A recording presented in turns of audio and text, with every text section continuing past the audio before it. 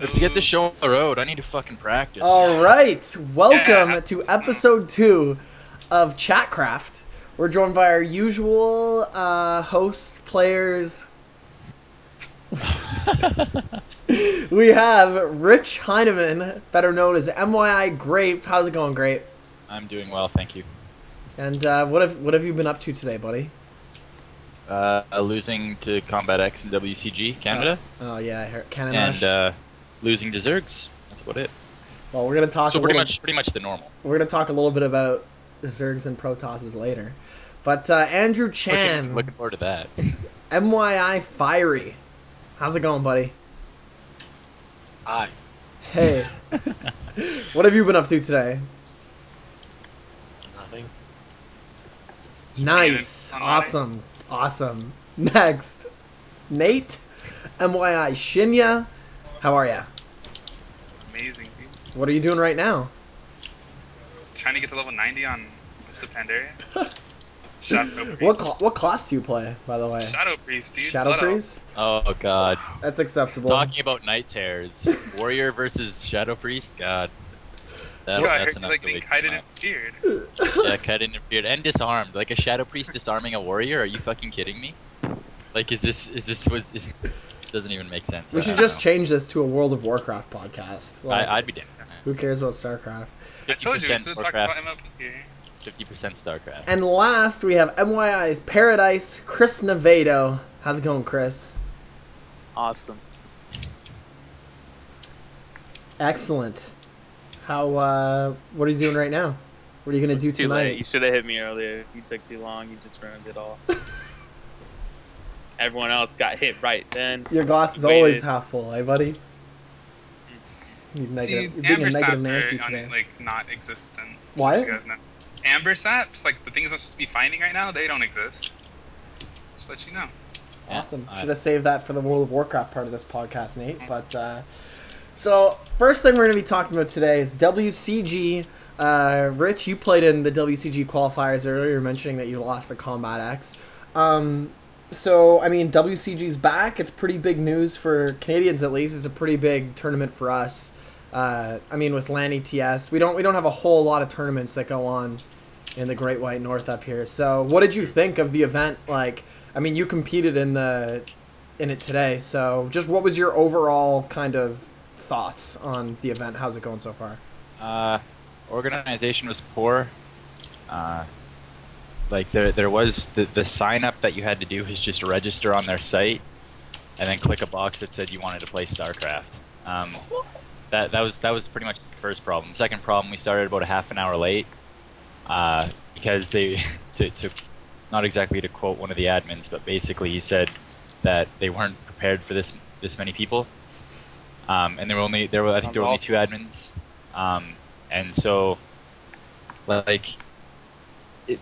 Basically, organization was very bad, and then I played Combat X first round, and he cannon rushed me first game, and like Stargate Forge the second game, and he was just a better player that day. I don't know what to tell you. Well, do you think that there's still room for WCG in the landscape now after WCS is kind of taken over in terms of like having national play? Kris? Yeah. Or actually, you know what? Great, you can go ahead and take that. I mean, more tournaments aren't a bad thing, especially for like the level we're at. Trying to get our name out there and team name out there and stuff. So no, I don't think it's a bad thing to have WCG and WCS running, but I definitely think WCG need to step their game up, because like WCS was much better run, and from the ones I've played at least, and WCG was just a clusterfuck pretty much. Yeah. I don't know who remembers WCG from Brood War, but I know you had some things to say on this, Nate. Like, they've always been plagued with problems in terms of organization and funding. I mean, last year they didn't even have WCG in Canada, so. Not They did Canada. because Gig Speed Hub. And that was like super. That's when he got to join RGN Rain. Oh wait, was that WCG? Yeah, that's the only reason he got in Rain because he beat Huck. Oh, okay. I'm stupid in that case. But No, that's No more of problem, a guys. testament to WCG. Yeah. well, I mean, I didn't hear about it, so. Because The they're only- they're like ESCA of like league of like big tournaments. Yeah. I don't think they have like people running it that are anywhere near involved. I mean, you look at other tournaments and the people that they have run it, like Dreamhack and NASL. There's people that are directly involved in the community and do things all the time for the community. But WCG's always just seems like it's no one knows who's running it. Nobody really knows anything about it. It's just really poorly run. Their website's not really, like you said, just your sign up is like. I think the USA one, if I remember right, it was like almost email based. Like it was really silly, and I don't know, it's just bad. Well, you mentioned Dreamhack, and Dreamhack is a tournament that is doing it really well. I think that everyone can really agree on. Who watched Dreamhack this weekend, or last weekend rather? I watched up until the final. I didn't watch the finals. What did you guys think of the tournament? Zerg is disgusting. Great. Zerg is definitely at Disgusting. the tip top levels, like GSL level. Zerg is, I think, the best race. But I mean, tournament as a whole, like obviously we had two Terrans in the finals, and I mean Tasia is just his micro is just as good, if not better, than Marine Kings, but he has the macro to back it up, and I mean he's I wouldn't be surprised if he took down GSL Code S this year at all, or this month or whatever the hell how they run it. Season But, called season. Right. It's a season, okay. Well, it seems like a season only takes about a month and a half. So Yeah. anyway, I mean, Tasia's he's unbelievable. The things he can do with bio and every matchup is just ridiculous. Did you watch Dreamhack, Kris? I watched a little bit of it. I didn't catch it all. What did you think? As far as what, like the production? What thoughts were you having while you were watching it? Anything? Just what did you think of Just the another Dreamhack for me. They always do a good job. That's about it. I agree with Grape. Cool. Gonna cut that part out.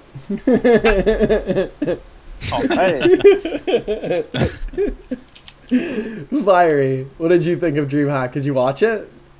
Or are you too busy doing schoolwork? It's not even here. Yeah, really, they're just sitting. He Me? doesn't always. Yes, you. What did you think of Dreamhack? I only watched one match. I watched Stefano against what's that guy's name? Tasia. That was it. It was an epic game. It was on Ohana. Stop Yeah. talking like that. All right, cool. So that was some riveting discussion about Dreamhack. I didn't I mean, actually honestly, watch it, so it's The biggest difficult. surprise was Targa. Like Targa came in and I think he made top 8 or top 4. I thought he got fourth. Was it top 4 then? Yeah. I mean, nobody knew who he was. He's from like SCA. Like I've played him a whole bunch of times too, so it was like shocking to see. Like it's a testament to how like amazing Zerg is, because I feel like any Zerg that is at a level where you know your timings and your mechanics are solid, like you can literally beat anybody in the world.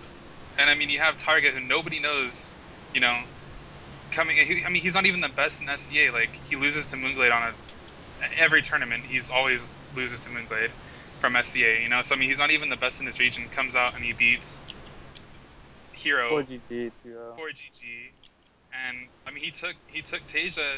Like he almost, like one of the games he literally had won. Like it was kind of stupid that he lost it. And I mean, it's just, I don't know, it's just silly. I wish I played Zerg. Because I mean, if you look at, well, we might as well just shift on to the PVZ that we're gonna balance. Yeah, let's We're do gonna that. Go for it, dude. Segue it up. We had the perfect segue already. You were like, might as well let's transition, and you could have just started talking about it. And now you throw it back to me to do some kind of like weird, awkward. Okay, so let's talk about late game PvZ, Nate. How about that? I think you have an interesting perspective on this, having the crazy kind of way that you play this matchup. So the only reason I play it crazy is because it's a stupid matchup in the first place. Like Grape was saying, or before we started it, like he says he's basically doing 3 base all-ins now. Like I've already gone through that phase. Like I did 2 base all-ins and 3 base all-ins just because late game was so impossible. So then I was just like, hey, let me just like try to get my late game composition like Mothership Archon first. And it's just really stupid and it works because Zerg's play by like timings and that's it. Like like Zerg has the best scouting easily, and they don't even need to use it. So it's just like an added bonus for them. You already have like perfect overlord positions on half the maps, but you basically can play the race without even using your overlords and just staring at the game timer and like your larva injects. That's all you have to do. So, and then like it's you can a little more complicated than that. It's not, dude. It is, but the thing with Zerg that it gets me is like. One infestors, like the infestor Zergling combination, like mid to late game, and then mixing with broodlords is just too powerful. Infested Terrans need either an energy boost, and what I mean is like they need to cost more energy, or they need their DPS reduced pretty significantly, to the point where they're not so amazing. And either or I think would be fine, but the problem is like your Zerg already has like amazing macro features with inject larva, but when you add a unit infestor with full energy that can drop down like I'm not even sure how much larva or how much 8 infested Terran. 8? I think it can do 8. Well, do they wait, no, they cost 50 energy, right? So it can do 4. No, it costs 25. Oh shit. Okay, yeah, so it is 8. Fuck. Yeah, so like that's you have a unit like Zerglings for example, and then plus say 32 or so, at the very minimum 32 infested Terran, like even with a ton of splash damage, that's not going to really be cost efficient for you when you're trading minerals and gas for energy.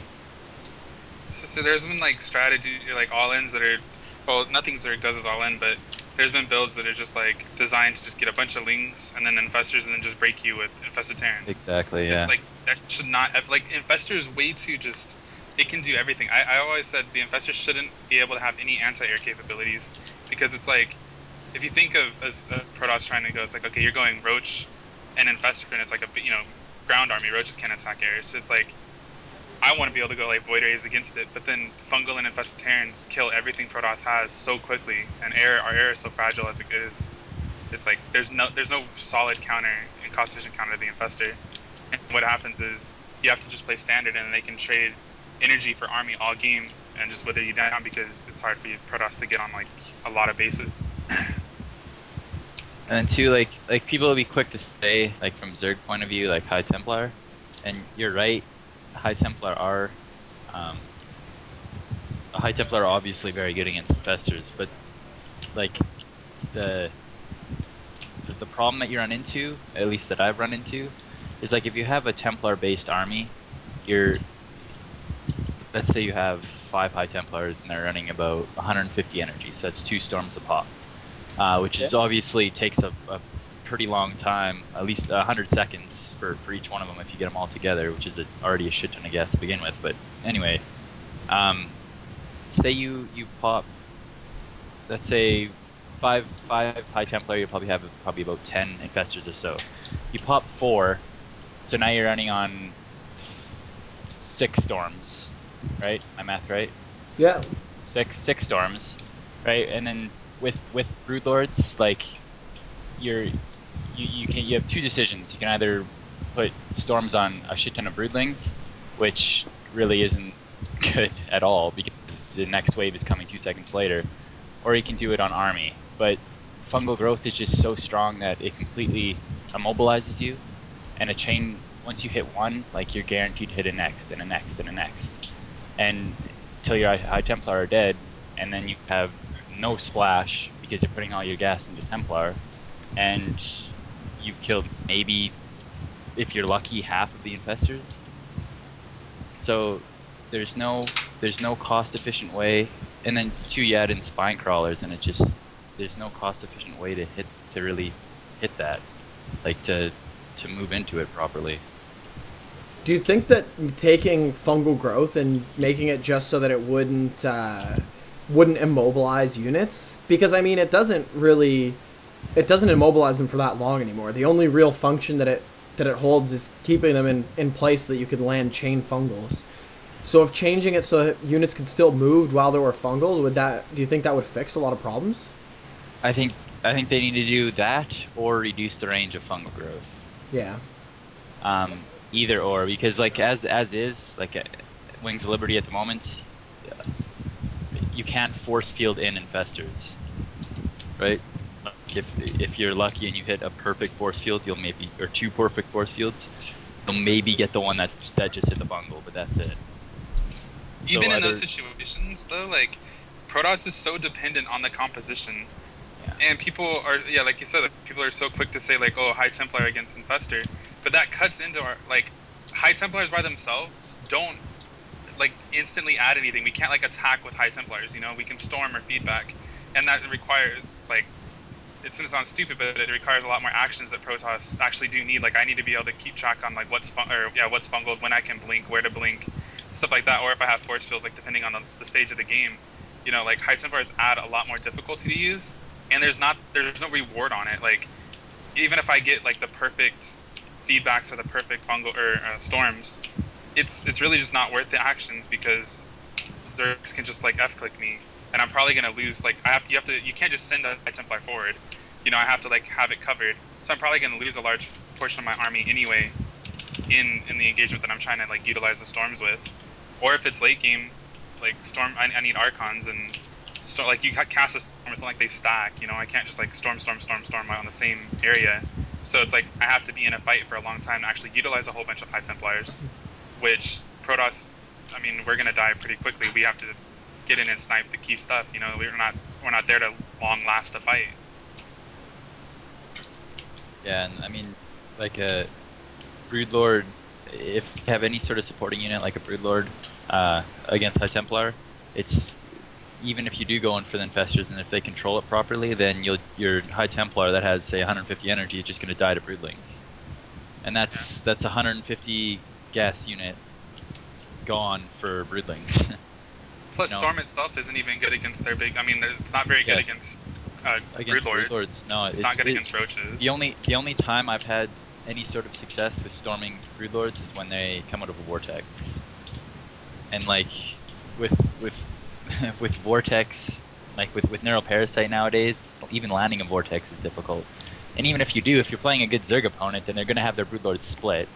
And if they have 12 Broodlords and you only get, like, say, and this is obviously being very lucky and fortunate to get, like, half of them in a Vortex, like, good luck getting your Archons in there, because you're just going to be chain fungal outside, or you're going to have a shit ton of infested Terrans thrown into the Vortex. So even if you do get your Archons in there, they're just going to be hitting like 25 energy units that'll just blow them up anyway. So the Infestor is the main problem at the moment, and it needs to be toned down, I think, before Heart of the Swarm.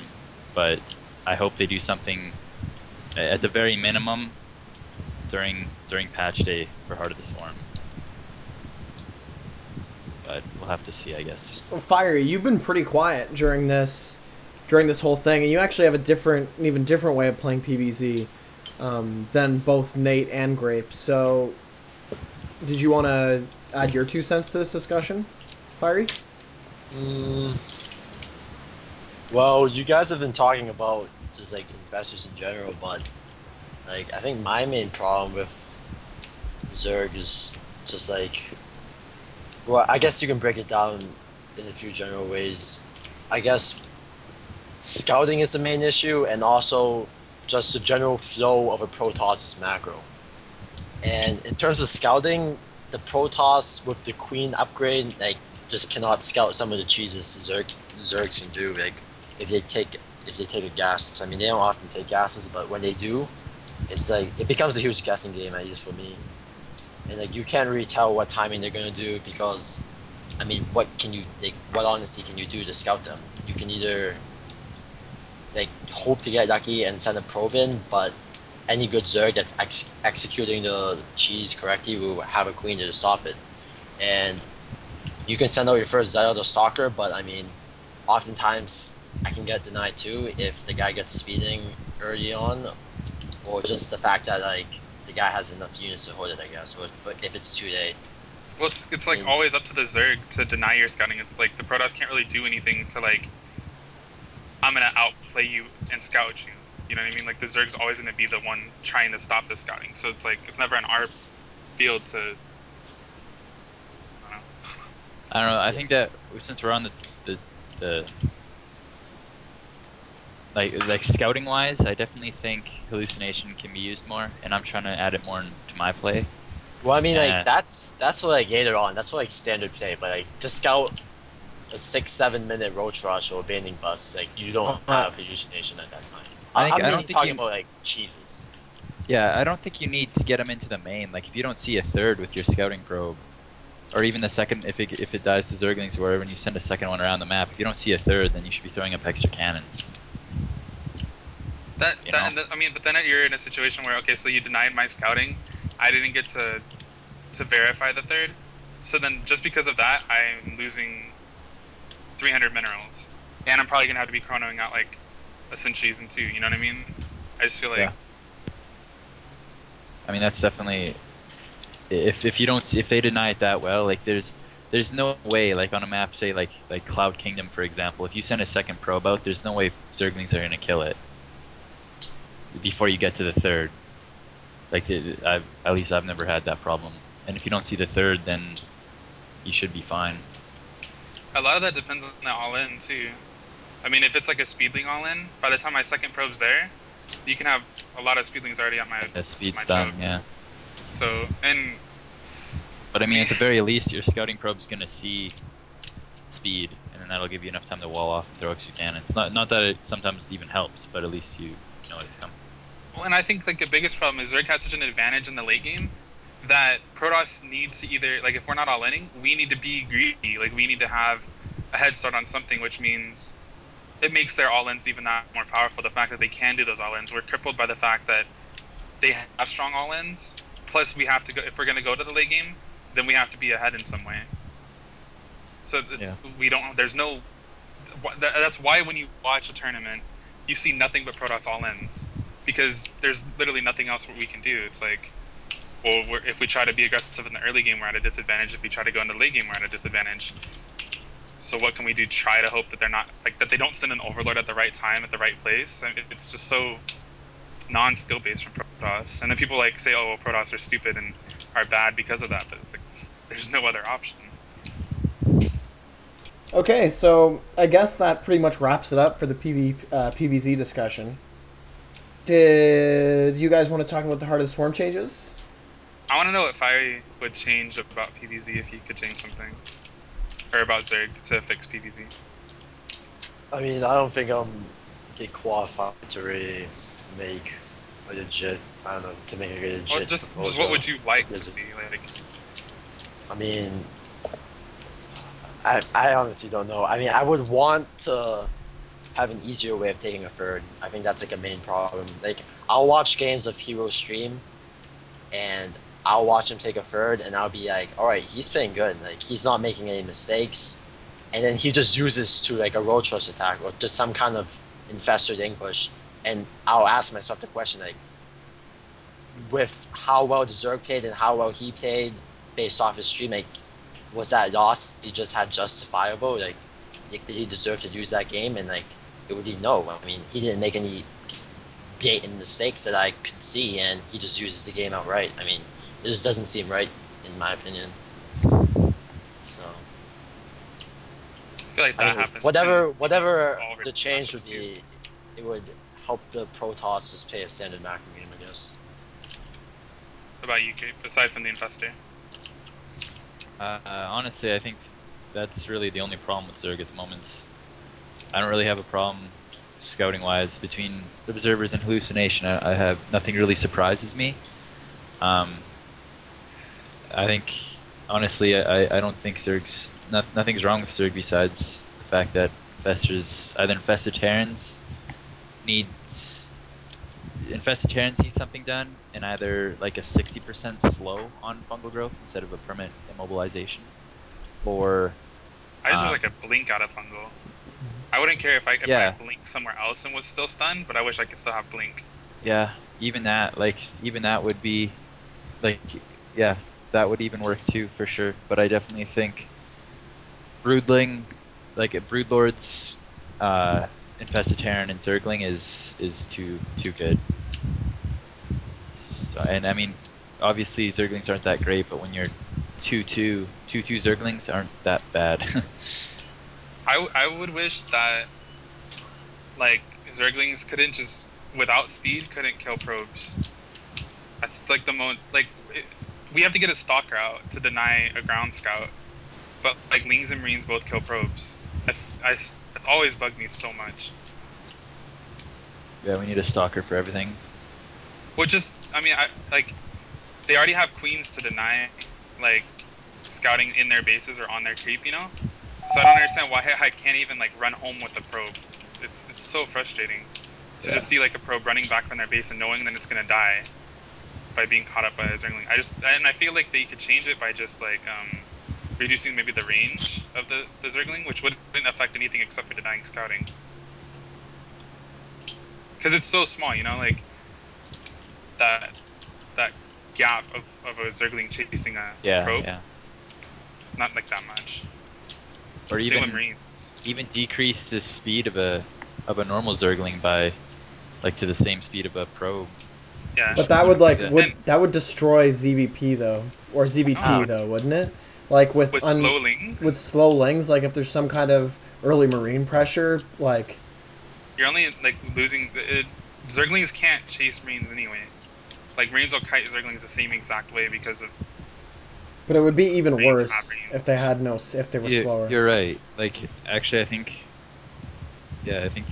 like, you're right for sure. That would, I don't know. I'm not really thinking about ZBT to be honest, but you're right. Like, it would definitely 2X would be much stronger for sure. I don't know. Like, you never see. I don't think it would change, honestly. Like, when you see tier axes, Zergs are gonna pull drones most of the time. It's never Lings that are gonna defend it anyway. Yeah, like, but that's just buying time for Lings and Queens to come out, right? Like, they're really pulling Lings, the though. drones.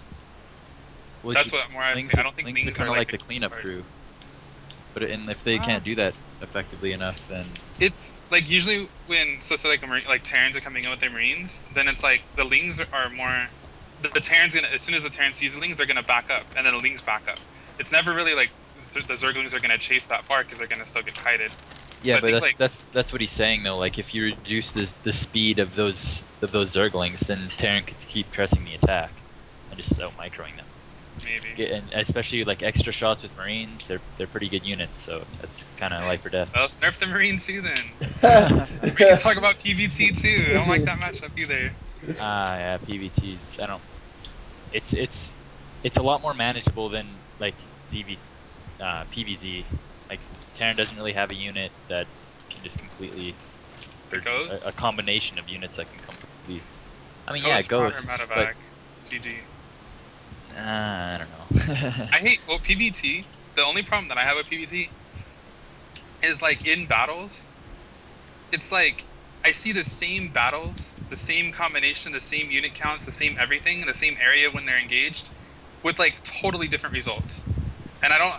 Maybe I'm just really bad at the matchup. Maybe I'm just blind. But, like, I don't understand battles of PVT. Like, I don't know if it's like random Colossus shots that just completely change, or like just EMPs landing in different areas or different units. But, like, sometimes I'll go into like a 3-3-3 maxed open area, engage a Terran, and like he comes out at 180 supply, and I'm just like, it makes no sense to me. And it's like the same on the other side. Sometimes I'll just completely roll over a Terran with the same exact situation. It's like it's so coin flipping. I don't understand the management in battle, I guess. Yeah, but I've had those problems before. I definitely think like if it's definitely a lot less forgiving for Protoss. I mean, Protoss has always been the less forgiving race, I feel, in battle, like in battles like that. But on the other side of that, like we're also can be the most forgiving when we come out of battle like 20 supply ahead, and then all of a sudden we warp in 20 zealots, and then we're 40 supply ahead in a matter of 5 seconds. So it goes both ways, unfortunately, but I don't know. I definitely know what you're talking about. And I'm sure most Protosses will too. I just wish there was more that. I feel like Protoss is so, like everybody complains about Protoss being like just 1A race, and me too. Like I hate it. Like I hate having to like be dependent on a battle that I don't really have control over. It feels like I can move my classes, I can target fire, engage properly, but there's only so much you can do. And for Terran, on the other side, like Terran, I think why Terrans had throughout Starcraft, and why they've had such good success is they can control so much more. Like they're in battle. I feel like it's always up to Terran if they're gonna win or lose an even battle.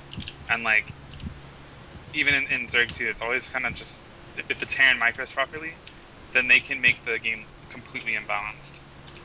And there's not much the Protoss can really do to mitigate that. Force fields are only good for so long in the game, and like. Yeah, and too, if you don't get a good number of units in the force field, then they just become detrimental. Yeah, they have to hurt you. And then it's like you lose. I've lost so many games because I just like look at my composition. It's like, well, I had 5 extra stalkers, and if those were maybe zealots, maybe I would have won the battle. And like. Terrans don't have that problem. It's like Marines and Marauders. Who cares how many of each you have? They're so good. Yeah. Our unit composition is so fragile in the like just making it up. Do you guys like anything about your races? Yeah, no, this is like the Protoss bitch fest. Protoss bitch fest. It does. But I mean, we're just I don't know. Like we have a Terran here. He can definitely talk PvT to us. And I'm sure he has some complaints about Protoss that we're not really addressing. But I mean, those are just the problems that, like, I think we both feel are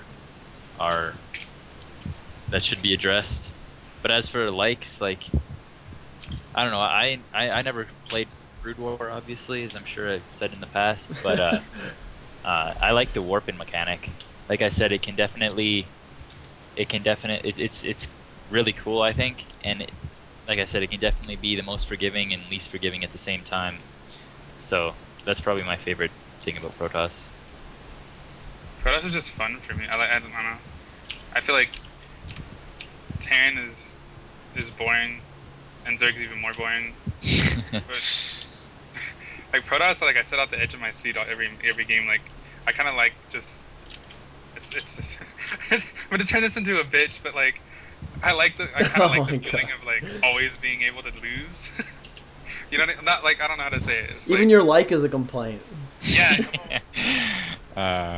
Like if you do anything wrong as Protoss, you instantly lose. One force field is like 1 second late, you're dead. One force field, one missed warp in if you're trying to get a little greedy and you didn't scout it all in. If your Robo's 10 seconds late and they're going Banshees, you lose. Like. There's so many things that are unforgiving about Protoss, and I kind of like it.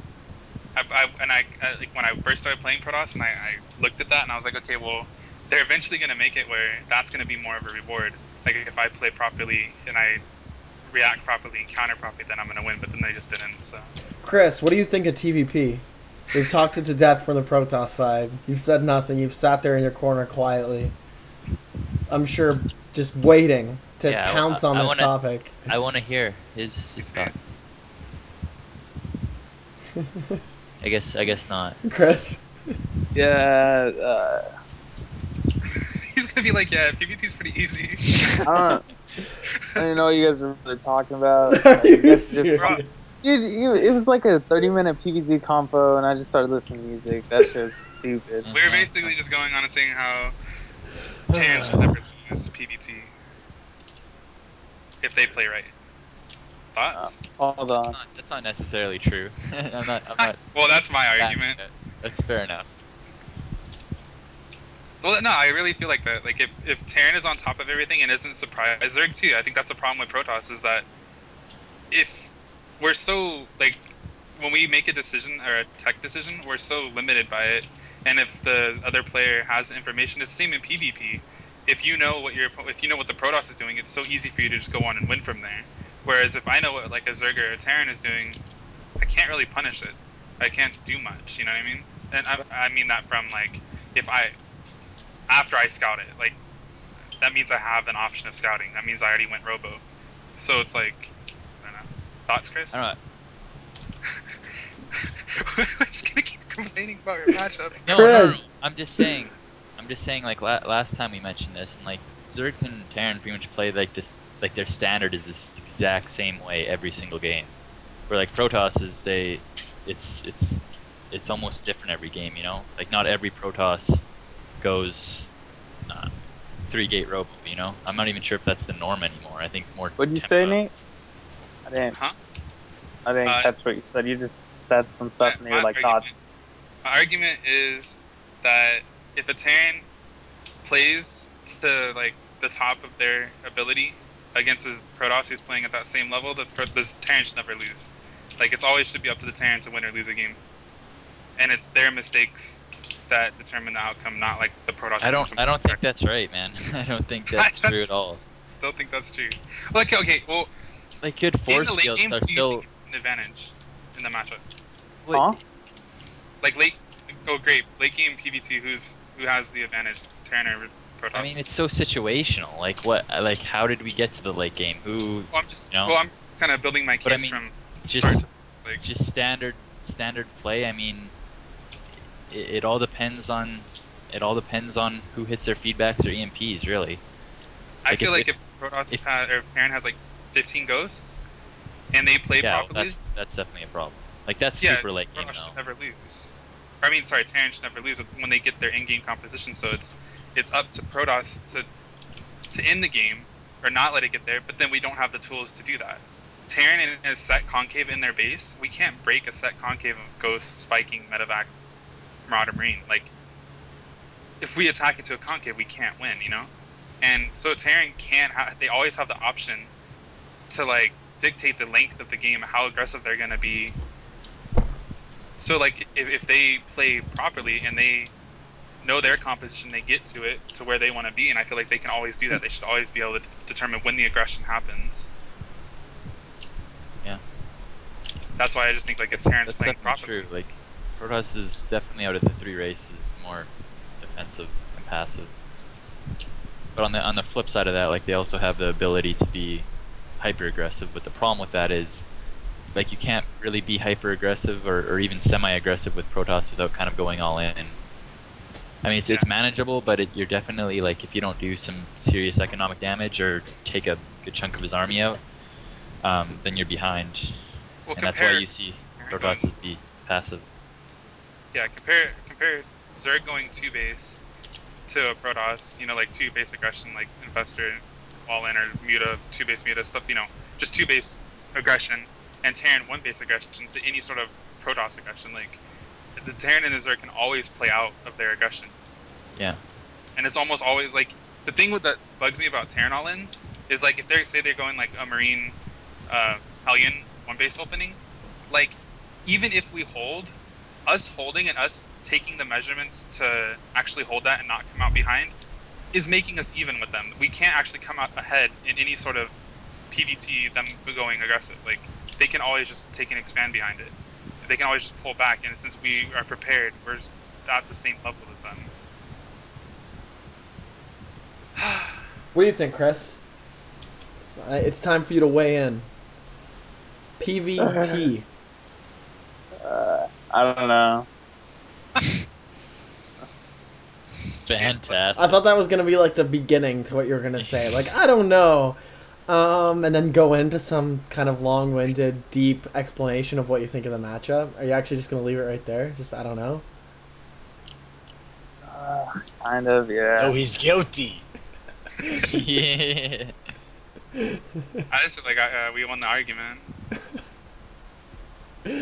Nobody wins when you're just complaining the whole time for like 40 minutes.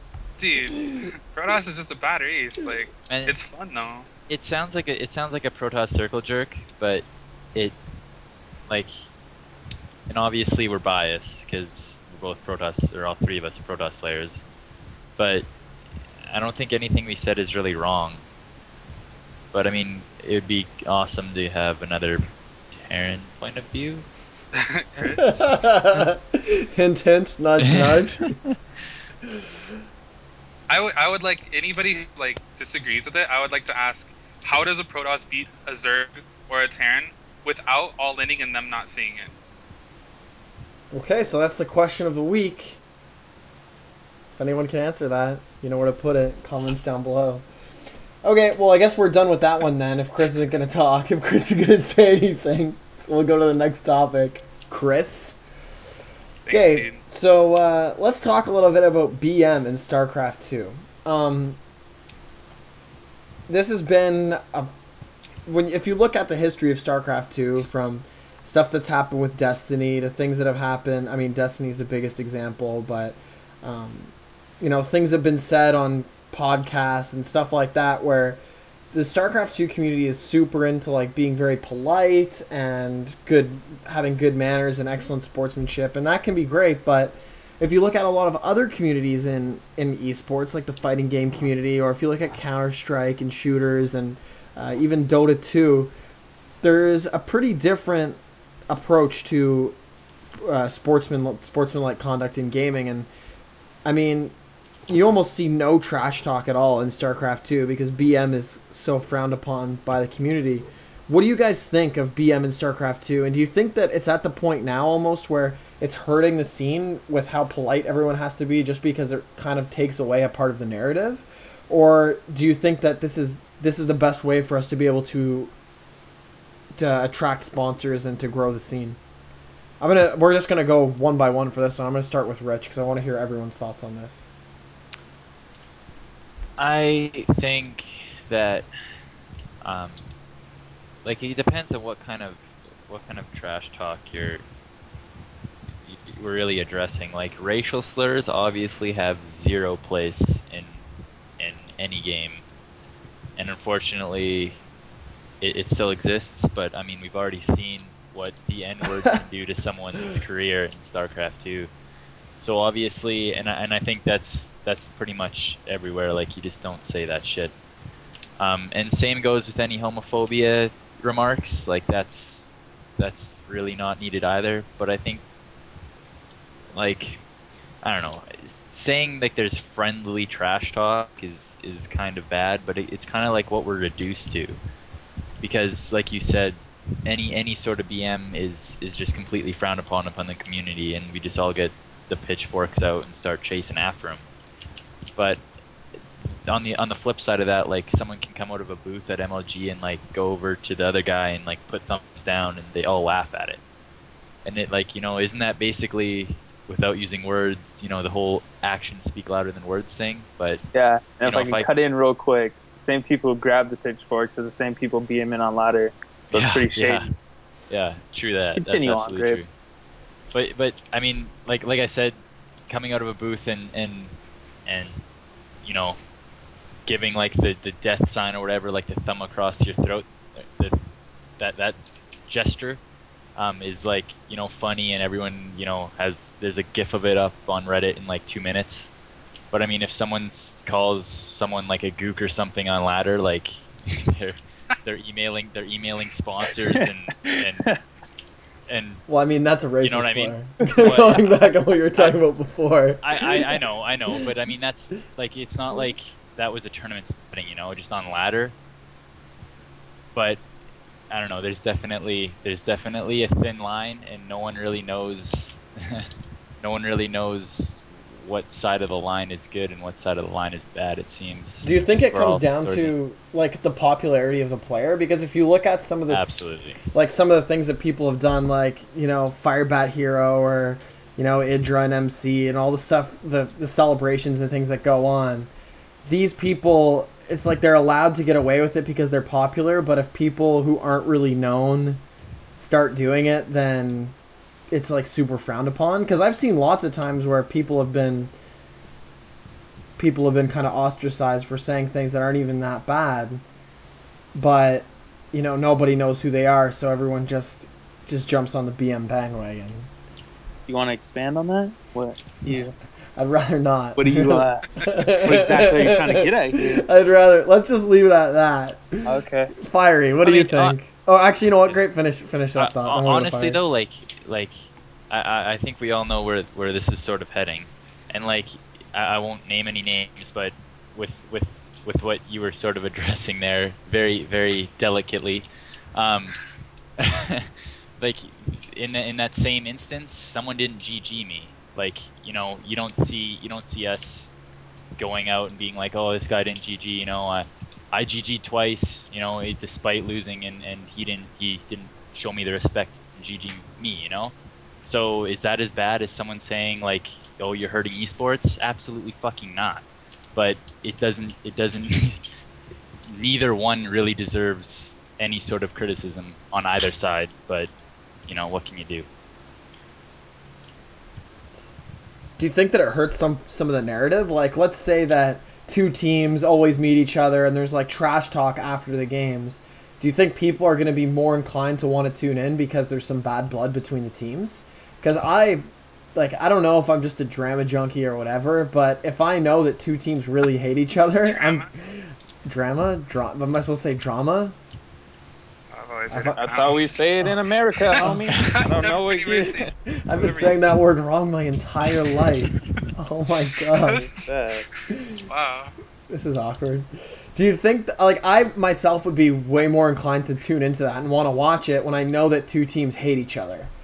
Is that something that you guys feel too, or is that just me? What teams hate each other? Nobody. That's what I'm saying. But there seems to be this like between TL and EG, for example. Like it seems like there's such a huge rivalry, but those guys are all friends in real life. They're just on different teams. Like right. That's pretty much about so it. Imagine if there was a real rivalry. If it was common knowledge that they did hate each other. I mean, there has been. Look at Cruncher and Ninja. Yeah, and how great was that to watch, right? So much better. I mean, Idra calling him fat or whatever, that wasn't really fun to watch at all. It was just stupid. No, I know that. That's where the popularity thing comes involved in it, because Idra will get more fans. Like, if you look at, there's a line that has been drawn between Idra and Destiny, but it's so thin of a line to where Idra can base his entire Starcraft popularity off of it, and Destiny can too, but Destiny is a little bit more abrasive. So then he'll get kicked. A little bit more. I'm just saying, man. It's there's no line set, is what I'm saying. So then it's not fair for one person to be able to get away with it and make hundreds of thousands of dollars based off of that, and then somebody else who's gonna lose everything because of it. Well, one makes racial slurs and the other one doesn't. It's a huge difference. No, one just talks about raping people with Destiny does so much stuff, dude. So it just does the same. I mean. No, it's doesn't. So much worse, though. Yeah, it's way worse. It just contained. Destiny just. I don't think Idra's contained. Didn't the other day he's talking about raping David Kim with a tire iron? What? Yeah, it was a post. He's I read his Twitter and he's talking about double penetration porn on airplanes or some shit. It's that's that too. So what's worse? What do we go after in that situation? Racial slur or rape? That's the problem that we're into. But they're both so popular that if anything, it's just gonna draw more fans in because he made fun of someone that's not really liked among the community because they think he made a bad game or whatever. So or made bad decisions in a past good game. So yeah, that's the silly part of BM and Starcraft. So it's just kind of a really very wide gray line. that Pretty people don't much. really know where it begins and where it ends. What do you think, Fiery? Kind of weigh in a little bit here. I'm here. Good to know. We expected you to be. Well, I think the reason why that people BM so much more in other games is because StarCraft is a 1v1 game. Like, even like in real life, like if you talk shit to someone, you generally have that authority or that like you feel like you're up for it when you're like with other teammates, you know. And also when you talk shit to just like one person, that person would take it more like seriously compared to if you just talk shit to like a group of teammates. I never thought of that. And that's a really good point, actually. And I mean, like, I'm from the Counter-Strike scene, so, and I mean, I talk a lot of shit, so. We know. But I mean, like, I don't say anything that's like going to be like offensive, you know. Like, it's all like in good fun, you know. Like the stuff that people get in trouble for in StarCraft, like people would say in every single Counter-Strike hug match. Yeah, that's absolutely true. I can second that. Yeah, but that's an interesting point, that it's a lot more personal when it's just a 1v1 game and you're just saying it to one person rather than saying it to a team where kind of everyone bears the load together. I like that. That's a good point. Does anyone else have anything that they want to add on this topic, or should we move on? I want to talk, but Kris, do you have anything to say? Go ahead. Well, I think with the original question, or one of the points of the original question you said was like, why is this StarCraft is so much more sensitive? And I think a lot of it comes from Brood War and Kespa, where there was actually rules in pro gaming that says you're not allowed to say anything except for GG in game. Like you actually couldn't talk, and like there was way strict penalties for any sort of BM or anything that could be taken as making them look bad, because they always felt, I guess, that like they're representing Korea and everything that they do, you know, stuff like that. So when SC2 came out, like that whole culture and mindset was sort of adopted, I think, and I think it's stupid because it's like, it's so boring. That was one of the biggest problems that non-Koreans would have with the Korean scene, is there was no personality in the players at all. Like there was no difference. Nobody knew who Flash was other than a really good StarCraft player. There was no marketability for anybody, you know, and that's why I think people were so, in a sense, attracted to Ija when SC2 first came out, because he was really vocal when everybody else was still in that same mindset of we got to be like the Koreans. Do you think that we're heading towards a time when that's going to happen more, where we're going to be able to see the personality of the players shine through more like that? Or is it more, you know, going to be more of a censored environment like we're seeing right now? Where do you think is going to happen? Or what have you seen on the ladder, or like in your clan matches? Like everybody is BM on the ladder. It's just the people that don't stream are BM. Like even if they're famous, even if they're known, everybody is rude when they lose. It's like if you said that it's more personal when you insult somebody because it's a one-on-one game, but at the same time when you lose, it's a one-on-one game. So you're a lot more frustrated when there's no one to blame but yourself for a loss, you know? So, and even in that sense though, like in fighting games, there's so much trash talk, and that's a one-on-one game too. Like in Counter-Strike, like another thing is like when you have teammates, you normally blame your teammates, and then like that kind of escalates too on like a different scale of trash talking, where like you're having a conflict with your teammates, not your opponents, you know. So I mean, like that's something else I can kind of point out, you know. But as far as StarCraft being like affecting sponsors, it doesn't affect Dota sponsors, and Dota sponsors probably pay more than SC2 sponsors. Dota's probably making more money right now as an esport than StarCraft, and Dota players are really rude and BM and eccentric and flamboyant kind of, and you know, like obnoxious, I think is a better word I'm looking for. So it's like they're flamboyant too, but that's like a part of Dota in a way. Like everybody talks shit, no matter what, even on streams. Like it doesn't matter. The only difference in SC2 is people don't do it on streams. And even in the situation that we were talking about as far as what our team was involved, the only reason that anything was of it was because it was a streamed match. In the same league, by the same players. I've been flamed, but because it wasn't streamed, then it's not a big deal, and nobody cares, and nobody like, it's not a big deal of. So there's too much hypocrisy in SC2 right now.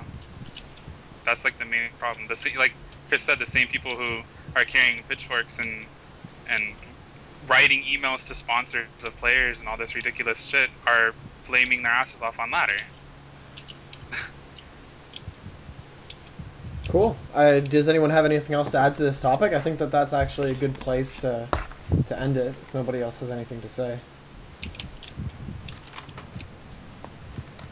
GG. You're ruining esports. Okay, awesome. Well, that's actually, we're gonna wrap up the podcast for today because we just went over time. So thanks everyone for tuning in. We're gonna do some quick shout outs around so you know where to find everyone's stream and where to find them on Twitter.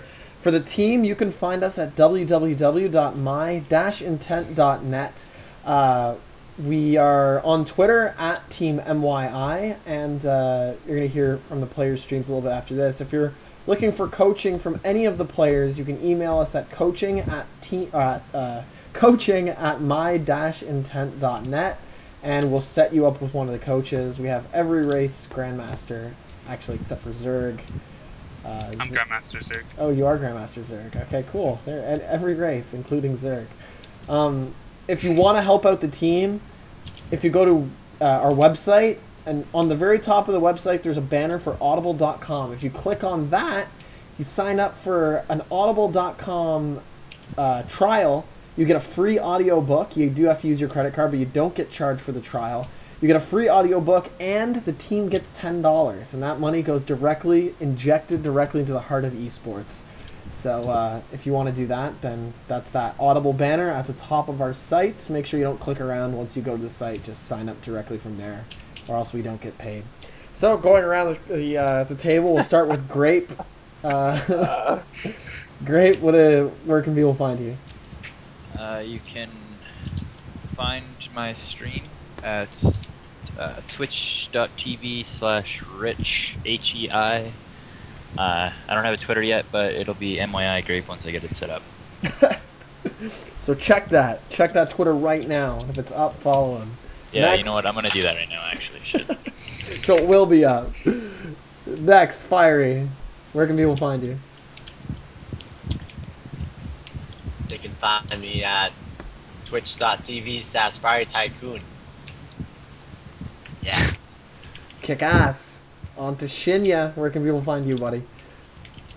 Well, my computer's not good enough to stream, so I only have Twitter, which is Twitter /S2 MYishinyA. And Kris?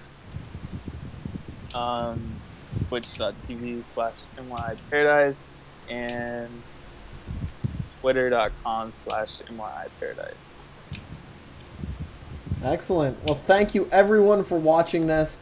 We're going to keep making these every single week. This is week 2. We're already excited for Whether week 2. you like them or not. Whether you like them or not, we're going to make them because we like making them. If you have any questions for the players or comments on the podcast, leave them in the comments section below. We read everything that's posted there. So thanks a lot, everyone. See you later.